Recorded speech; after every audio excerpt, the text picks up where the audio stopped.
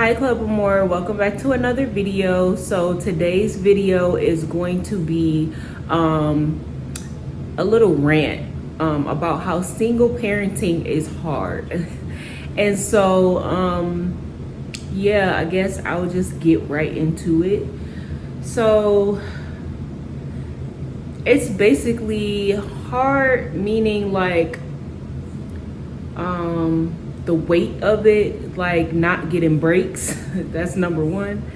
And then hard financially, obviously. So between both of those, it's a struggle. If you went back to the last video that I just recorded about how I'm working on my purpose journey and all of that, then you will know that I'm in the middle of a divorce right now too. So like getting healed from that and trying to figure out my purpose and how I'm going to help women, all this stuff, all in this bundle of single parenting joy. That's what I'm going to be talking about today. I guess like how the single parenting piece is weighing on me. So first off, Noelle just got out of 2T clothes, well, pants. So she's tall and skinny, so it's weird. So right now she's wearing 2T shirts and 3T pants. And so I needed to go buy her all new outfits because it's changing seasons. So she just had a lot of summer stuff, and her summer stuff was 2T, 24 months, stuff like that. And I think her shorts were even 12 months because she's so skinny that her shorts were 12 months. Those were the only ones that wouldn't fall off. So yeah, I went to Old Navy and I got her a couple of outfits, long sleeve shirts, just simple leggings and long sleeve shirts. And I got one like cute cardigan. So I did that just to hold her over until I'm able to just go like massive shopping for her. And then on top of having to get her clothes, I had to get her shoes because we're still in Georgia, so they go outside in daycare, and almost all of Noelle's shoes were like pink, white, that kind of thing.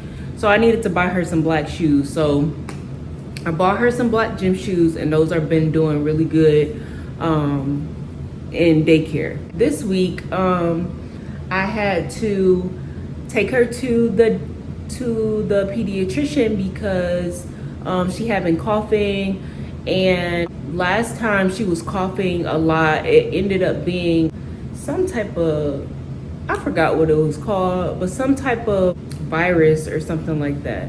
And they prescribed us medicine, and it took about like 2.5 weeks for it to be completely gone.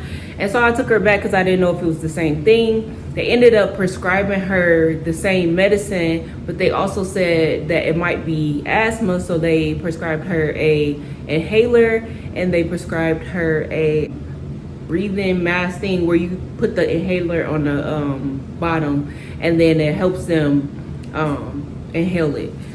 And so I had to get all of those things. When did we go to her doctor's appointment? Yeah, I think we went to her doctor's appointment on like Tuesday. Yeah, her doctor's appointment was on Tuesday. And when we found out the asthma thing. And then on Thursday or Friday, no, Thursday. So Thursday night, she ended up having a fever. So I needed to go get Tylenol. So I do that on Thursday, go out, get Tylenol after I've already bought her asthma stuff, after I already bought the other medicine that they prescribed for her, go get the Tylenol for the fever. And that's that.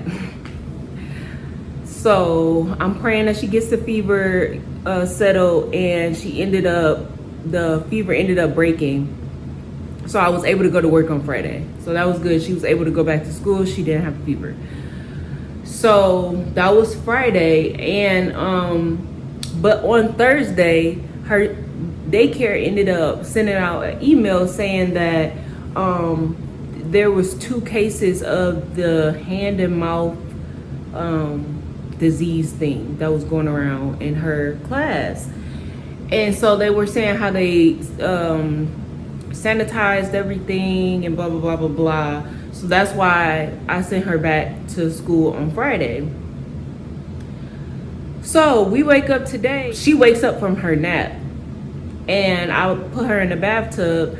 I take her out. I'm about to put lotion on her. And I see all these little bumps on her hands, on her legs, and all of this stuff. So now I'm like, oh Lord. So I'm not even thinking about what the people sent in the email.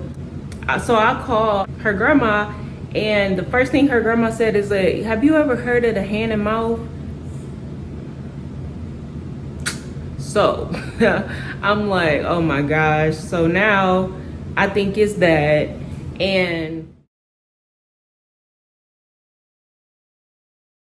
I don't know what they give for that. She said that they give antibiotics for that. When I looked it up, it said, it didn't say anything. It said there's no treatment for it. It just goes away on its own. You could put ointment on. You could give them Tylenol, Motrin. Just don't give them aspirin. All of this stuff when you look up how to treat it.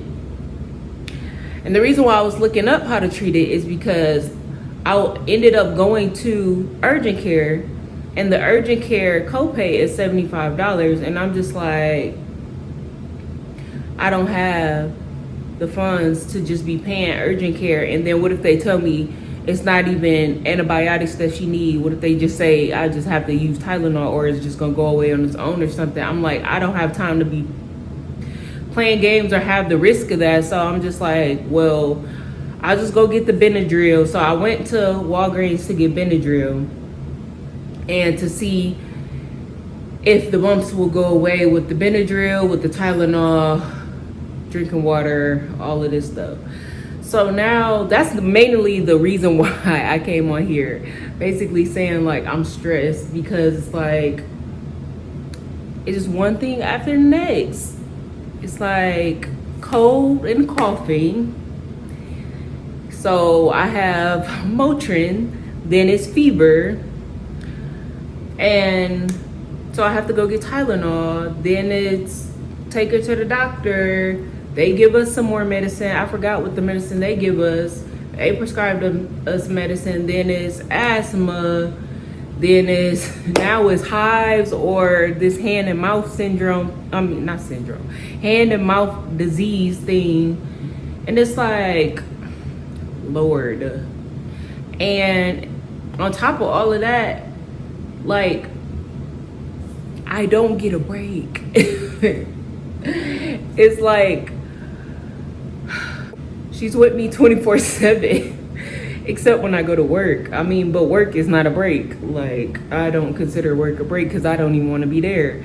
So it's just a lot to handle when it comes to finance wise. Obviously, because I have to pay for all of this medicine. This medicine is just not dropping out of the air. I have to pay for all of the medicine on top of paying for her daycare every week. That is $150 on top of all of her needs, food, bills, blah, blah, blah. And that's one thing too, is like,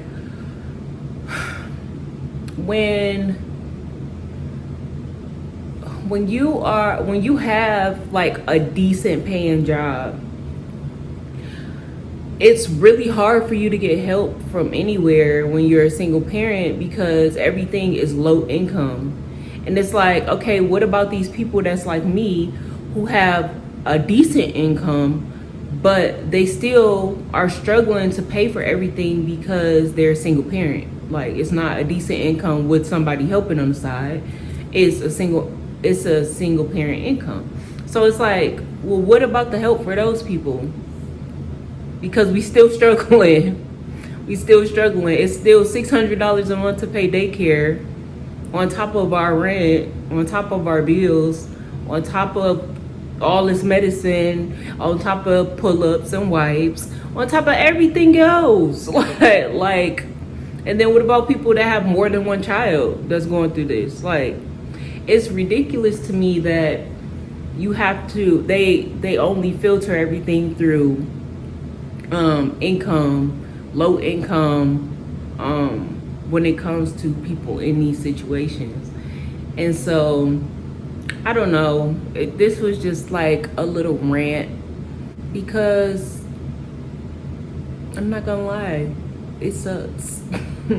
It really sucks. Yeah. And then even on like the whole thing of having time to myself, like I seen a post and I reposted it this week about, it was like moms taking showers by themselves, moms like going to the grocery store by themselves, and all of that stuff is not self-care, or it's not alone time, and all of that stuff. Like, that's normal people stuff. Normal people do that by themselves. And then it was like, and you wonder why moms are breaking down or depressed and this and that. And then, but I reposted it and I'm like, but what about the people that don't even have the alone time to take a shower? What about the moms who don't even have the alone time to go to the grocery store? Like, what about those moms? Because that's me. Like, Noelle is everywhere I go. Like, she's literally everywhere. So, I mean, she's not here right now in this room with me right now because she's glued in front of her iPad. As long as her iPad is charged, she's able to be in her own world, as long as I let her. But once that iPad dies, or once it's time for her, if she just been on it too long and it's time for her to do something else, she's in my face. And she's following me everywhere. And so, even with going out with friends, like if coworkers ask me to go somewhere, if a friend asks me to go somewhere, it's like I can't go unless I tag along, homegirl. Like, so it's I don't know, it's rough, and I just felt like I needed to come on here and just talk because it's rough. And I was just like, I'd rather come just make a video about it instead of like holding all of this in and just being like, and just, I don't know. Because sometimes you can get in these places where you can feel sorry for yourself and all of this stuff. And I'm all the way past that. Like, I just pray about it. If it wasn't for Jesus, I don't know where I would be at, because listen here, he the only reason why I am sane, and I will keep saying that for the rest of my life. He's literally the only reason why I'm sane right now. And so I just pray, listen to these motivational sermons and stuff like that, and yeah, worship music, trap music, anything. I love music, so any of them will work. Yeah, and I just try not to think about it, because if I think about it, then it'll turn into just me being irritated. So yeah, I just thought I'd just come make a video and go on my little rant. That's it. Thank you for watching our video. Like, comment, and subscribe, hit the bell for future videos, and see you in the next one. Into this thing at all. Like, I wanted to prevent so badly from women from getting into these toxic relationships and then staying in toxic relationships and getting married to the person, having kids with the person, blah blah blah blah blah, and then having to get out of a divorce.